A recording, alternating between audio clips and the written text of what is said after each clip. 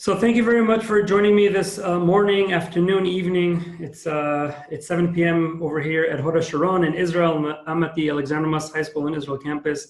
We actually just came back from a tiyul with our fall session on Mount Carmel, talking about Elijah the prophet and Ahab and wars and kings and Jewish history. And it was just brilliant, and the kids are loving every moment.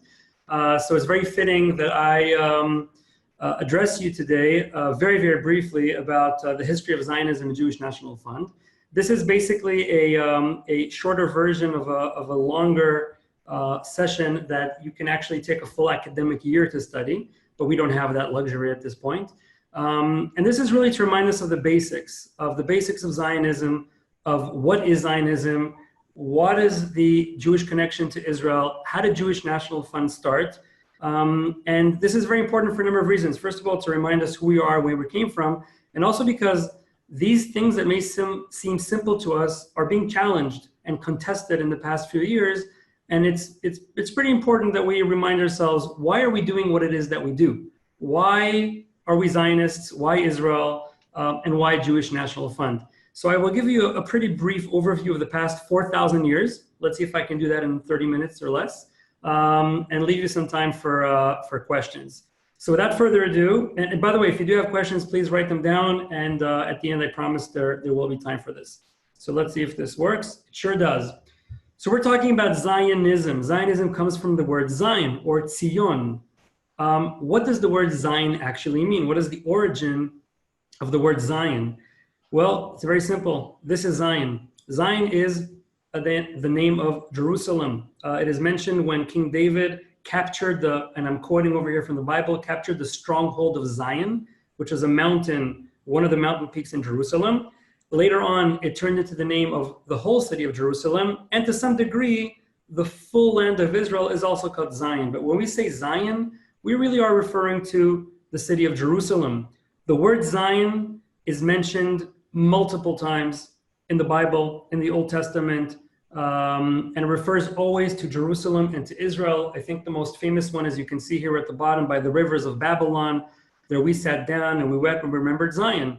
This is a verse that was written 3,000 years ago by Jews who were exiled to Babylon from Jerusalem. And already 3,000 years ago, they were yearning and dreaming to go back to Zion or to go back to Israel. Where does this whole thing start?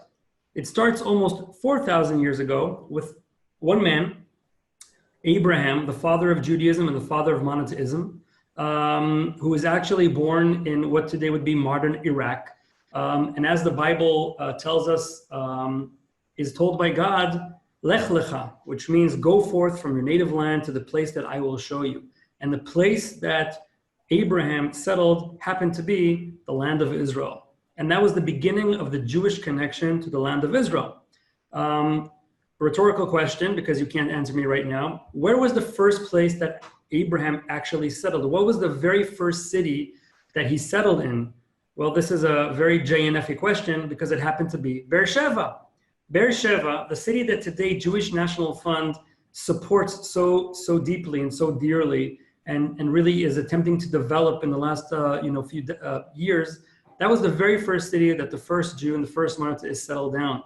And what was the very first action that Abraham did? He planted a tree. And that's what it says in Genesis. Abraham planted a tamarisk tree in Beersheva, and there he called on the name of the Lord, the eternal God. This happens to be a tamarisk tree taken by Abraham's well, which is a Jewish National Fund site in the city of Beersheva. And it's a wonderful connection from the past to the modern, and even to the future. And that's the importance of the city of Beersheva. Fast forwarding a few generations, the Israelites or the Hebrews, they settled down in the land of Israel. Of course, I'm skipping Egypt and Exodus and all those things just to get to the core of Zionism. They settled the land, as you can see, the 12 tribes over here. King David conquers a stronghold of Zion and makes Jerusalem the capital of the 12 tribes. And this is called the United Kingdom of Israel, and Jerusalem is its capital. Jerusalem is one of the oldest capitals in the world, and it is the capital of the Jewish people till this very day, and of course of the modern state of Israel. Jerusalem/Zion. Kings and queens and prophets rule the land, wars, and etc. and exiles, and I'm really not going deeply into too much of that. But eventually, after hundreds and hundreds of years of Jewish sovereignty over the land of Israel, the Romans in the year 70, they destroy the temple and they take the Jews as slaves. A lot of them become gladiators in Rome. So many of them are killed. Many of them actually stay in Jerusalem and in Israel. And that really marks the end of Jewish sovereignty over Zion and over the land of Israel. It's important to notice that about 50 years later, there was another revolt against the Romans, not just in the year 70, but in the year 132 till 135.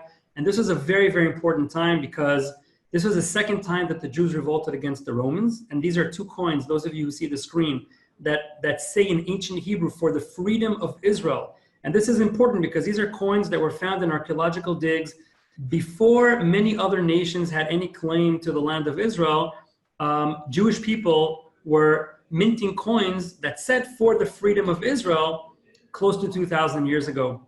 The importance of this is that Caesar Hadrian, who was the one who crushed this rebellion, decided to erase the name Jerusalem and Israel from the history books, and he renamed the land of Israel the province of Syria-Palestine, or Palestine.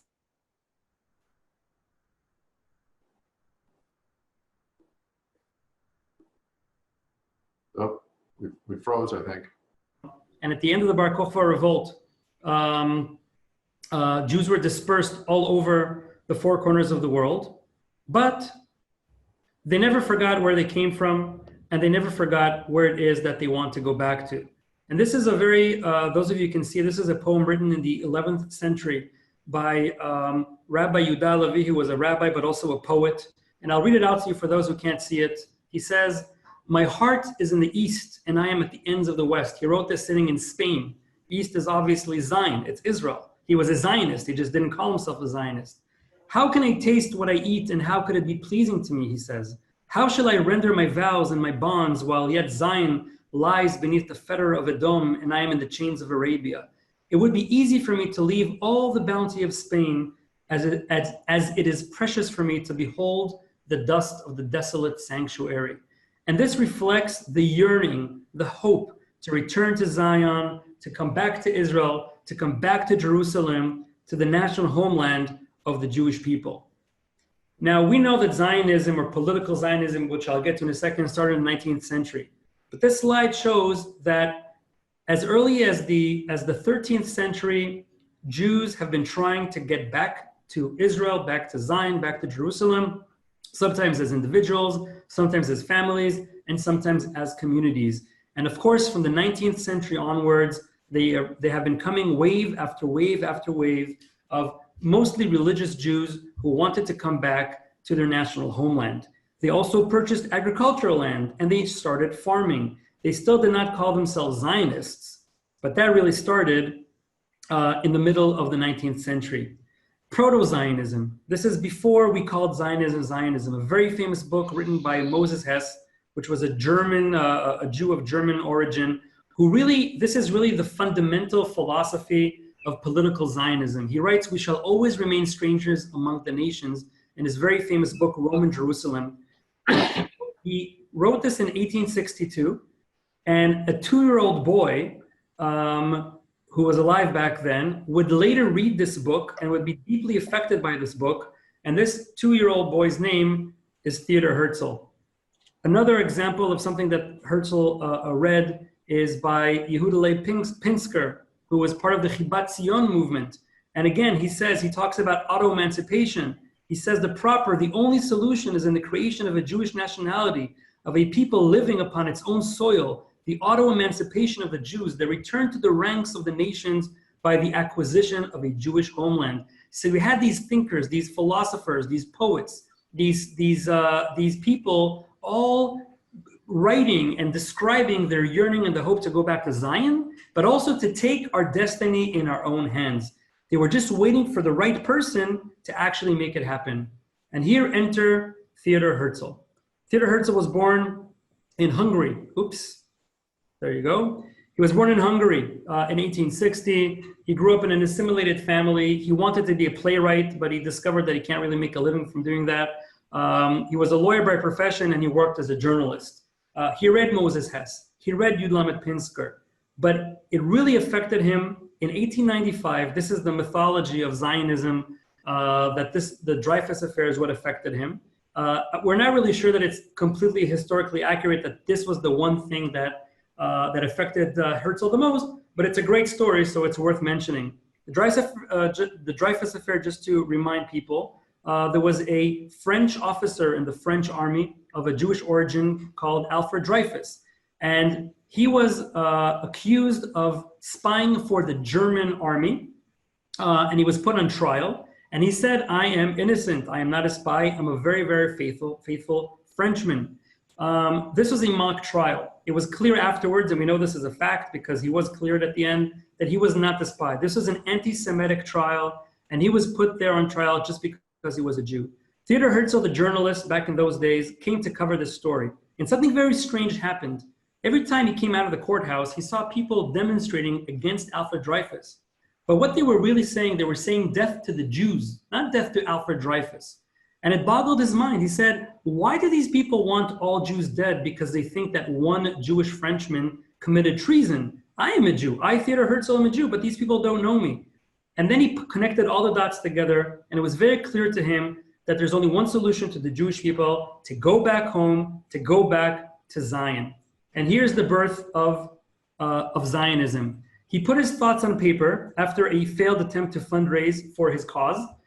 He wanted to put everything together in paper, and he put his thoughts together, and that became a booklet called Der Judenstaat that he wrote in German, or the Jewish State. And in the Jewish State, he explains the reasoning, the logic, the various reasons why this is the only solution for the Jewish people.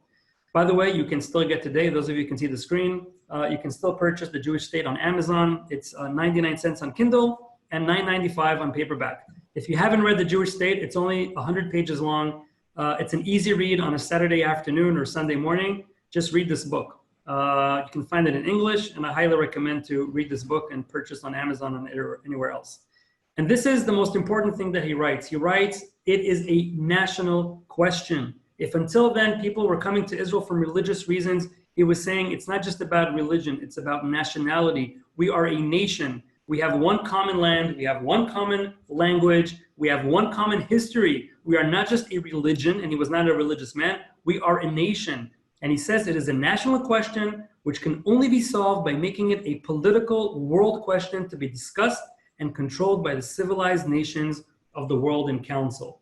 1 year later, in the summer of 1897, he puts together this amazing event, the first Zionist Congress in Basel, Switzerland, in a casino.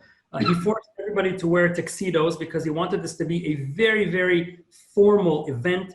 He wanted the world to see that the Jews mean business, that this is serious, that we're coming home, that we're turning this into a real issue for the world to deal with. And he understood that it's not just about the content, but it's also about the packaging. And that's why it was very important for him that everybody dresses perfectly, and that this looks like a very, very important event.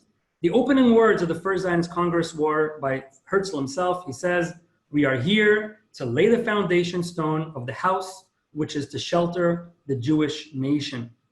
The very important thing that people need to know about the Zionist Congress is that it actually had an operational plan that came out of it. And this is called the Basel Plan. And it had 4 points, the Basel Plan. Number one, and excuse me because I can't see this myself. There you go. The first one was settling the land of Israel. It was important to actually bring Jews to settle in the land of Israel. Without coming to settle in Israel, what's the point of everything that we're doing? That's number one. The second thing, he called it the organization and uniting of the whole of Jewry. He wanted Jewish organizations to start being created so that the whole entire Jewish community around the world, the global Jewish community, will be united. Jewish National Fund was a part of this. The federation system would later become part of this. That's the unity of world Jewry.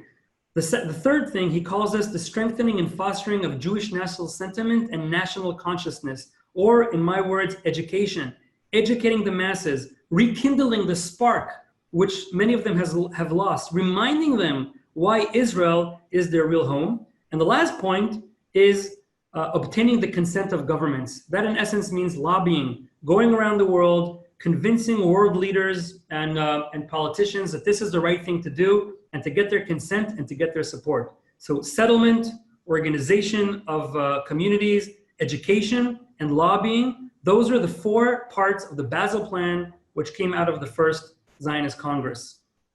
And his very famous words that he wrote in his diary at the end of this, and I'm quoting, "Were I to sum up the Basel Congress in a word, it would be this: at Basel, I founded the Jewish state.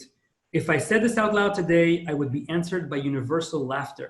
Perhaps in 5 years, certainly in 50, everyone will know it." And this is a real prophecy, because 1897 plus 50 is 1947. As I'm sure all of you know, 1947 was the year that the United Nations decided to partition the land of Israel between a Jewish state and an Arab state. And in essence, Herzl's dream came true, and he prophesied. He had the vision to see this, to see his plan coming through. And that's the amazing thing about Theodor Herzl. Where does JNF come into play over here? Well, from the very, very first Zionist Congress, there was a man whose name was Tzvi Herman Shapira, who called for the creation of a fund. He said, if we want to actually get people to settle in the land of Israel, we have to purchase land. Now, quite surprisingly, Theodor Herzl did not support this at the beginning.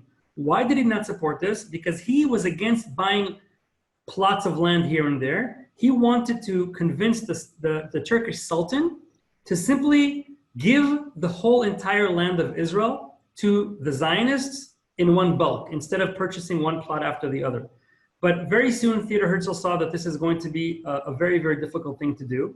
And so year after year, Congress after Congress, at the beginning, Tzvi Herman Shapira tried to push this, but then he passed away. And the person who followed him, his name was Jonah Kremenetsky.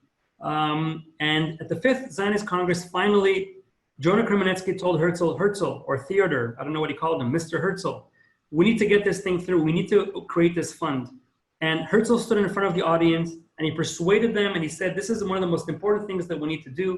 We need to start putting our money together to actually purchase land in Palestine, in Israel. And finally, in the 5th Zionist Congress, it was December of 1901, Jewish National Fund was born. The first person to actually give a donation was Kremenetsky himself. And the second person was Theodor Herzl.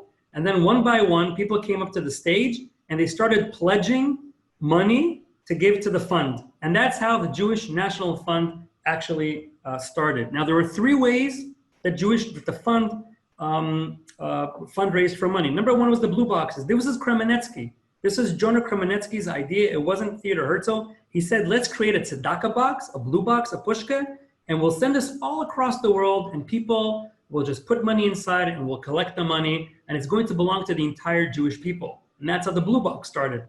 The second thing were the stamps. Hundreds and thousands, if not millions of stamps were created that were purchased by Jewish people all across the world. And the money went towards the fund. This is an example of one of those stamps. Here are some more of these stamps. And the stamps were also an educational tool because they also depicted places in Israel, people, settlements, and just imagine kids in Poland and Austria and other places looking at these stamps and learning about Israel as they are also donating money to the fund.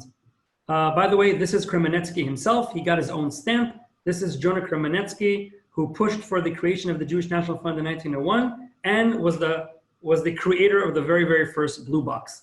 And finally, the last method in which money was raised was this, the Golden Book, which you can still see today, the original one, in the KKL house in Jerusalem. Theodor Herzl's name is actually in the very, very first page. People who gave a substantial amount, their names were put in the Golden Book, and the Golden Book was filled all the way to the end, and then another Golden Book, and another Golden Book, and more Golden Books every year were put together.